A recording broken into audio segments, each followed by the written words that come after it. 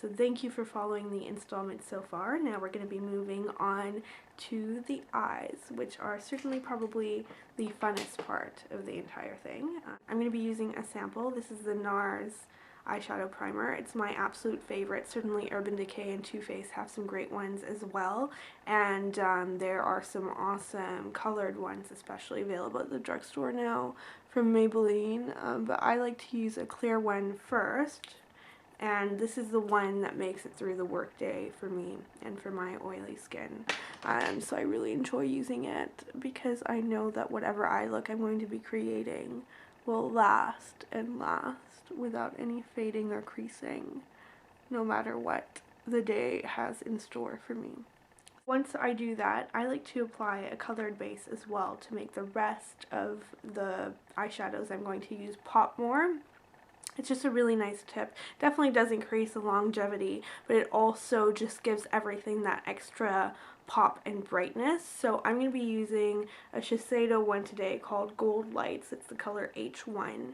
You can see it's a really pretty yellow gold, and counterintuitively using golden yellow shades even on pink tone skin like my own is incredibly flattering and really brightening, and I think it really doesn't get enough attention in terms of ways to wake up your skin. And if you like and you're in a hurry, and I definitely do that sometimes as well, you can just apply it on its own.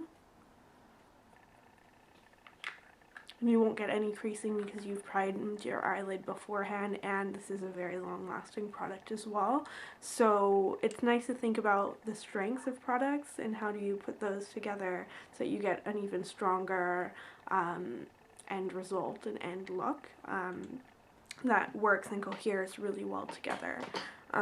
So I like the way this just adds another layer of brightness, and it also helps to conceal any veins I might have on my eyelids, which I definitely do have some because my skin is very transparent.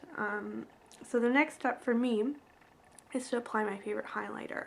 I believe in applying highlighter first because that way it will blend into the rest of your finished eye look much better and save you a lot of blending time at the end without having too much of that frosty inner corner eye look, which I really dislike. It is a great tip to apply a lighter shade on the inner corner and under your brow, but if you apply it last and overly zealously, it can really look odd with the rest of your eye makeup, especially if you tend to like smokier eye looks as I do. So my favorite is MAC's Rice Paper, and I just use any brush to apply it. It really doesn't matter too much. Don't put too much stock in your brushes. Put more stock in how you apply things. That matters more. So I'm just using an EcoTools one, which is a really nice flat brush, and I just apply it underneath my eyebrows. If you want to see how I did my eyebrows, then definitely check out the previous installment of this series, which you can see linked above. And then I just apply it on the inner eye corners.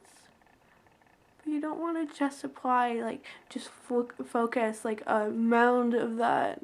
You want to spread it out and make sure that that brightness is going to look natural and look like it belongs. One of my big tips for avoiding too much blending time and making sure that everything looks really natural and lovely is to apply part of your crease color before your lid color. So the one that I'm going to apply is Swiss Chocolate, which is a medium warm brown from MAC, with a travel-sized dome-shaped brush. This one's also from Sigma. I'm going to apply that at the outer corner. So you can see part of my makeup process is reversed for how I do my makeup every day. And it's just purely out of practicality. I find that it works better to apply your highlighter beforehand and your crease color beforehand as well. And you'll see we'll go back as well. This will save us a lot of time.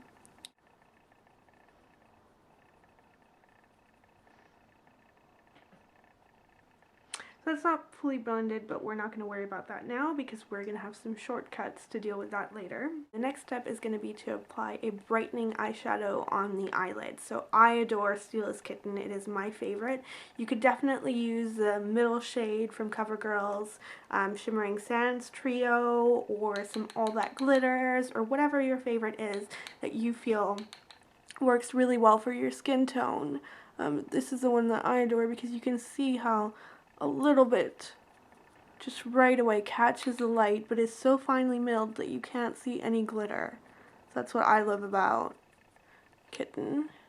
It really does just brighten everything so beautifully.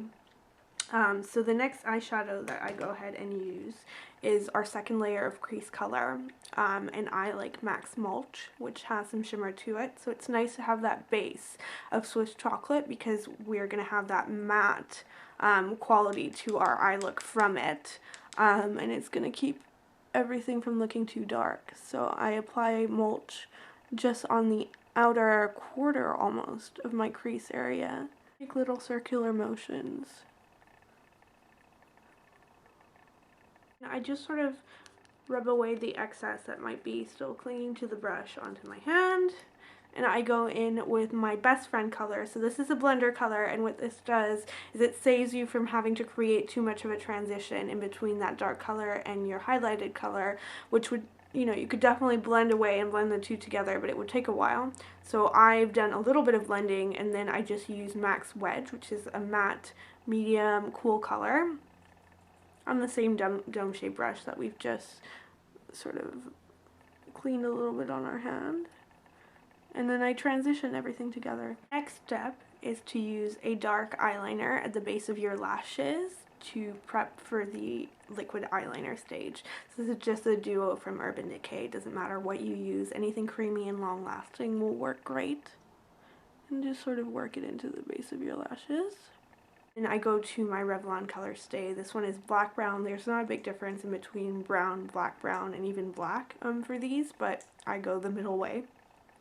And I've been using this on and off since I was in my teens because this is the most dependable eyeliner on the market, and trust me, I know because I've tried them all. So I also really enjoy the Stila eye kajols.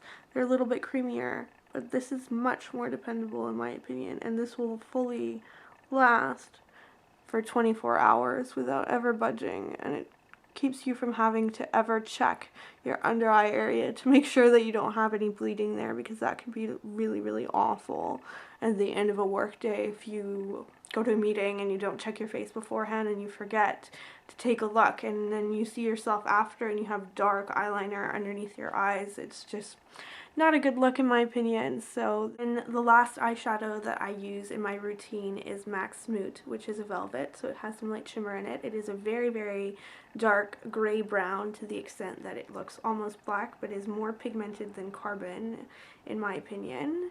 And my favorite way to blend my eyeliner is, strangely enough right now, not to use a pencil brush, but one of these cheapies, because it keeps me from blending away the eyeliner that I just applied.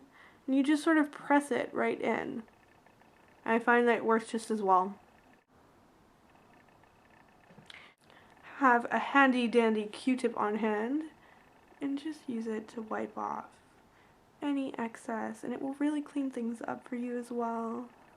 Because if you have any darkness where it doesn't belong, instead of making you look more defined, will make you look tired. And then we're going to apply our eyeliner. My absolute favorite, although it's hard to find, is a Dolly Winks eyeliner.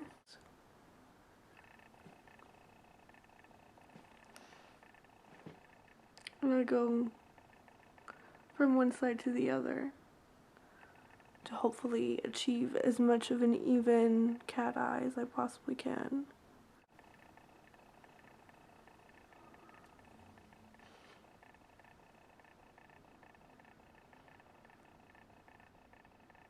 Finished my eyeliner and curled my lashes, and we have two last steps. The first one is to use an eye brightener. This is Benefit's Eye Bright, which is a light pink, or you could use any eye kajal like the Stila one in Topaz, Every brand has one now, and just apply it on the inner rims of your eyes to brighten. And then you apply whichever mascara floats your boat. I think mascara is sort of a personality thing depending on whether you favor volume over length or both or neither, and want quite a clean look.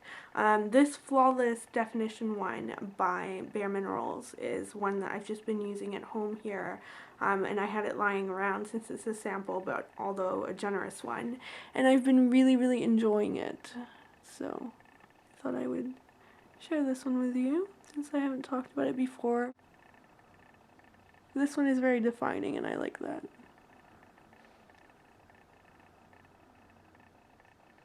A nice trick to apply mascara is to tilt your head back and then twist and roll the brush and wiggle it from side to side alternatively, and that really helps to push the product into the roots of your lashes quickly and efficiently. And then once you're done, just sort of lean it on its side and just apply to the outer corner of your lashes. Here is our finished face and eye look. And stay tuned for the very final installment of this series where I show you how I do my lips every day in a way that is as long lasting as humanly possible.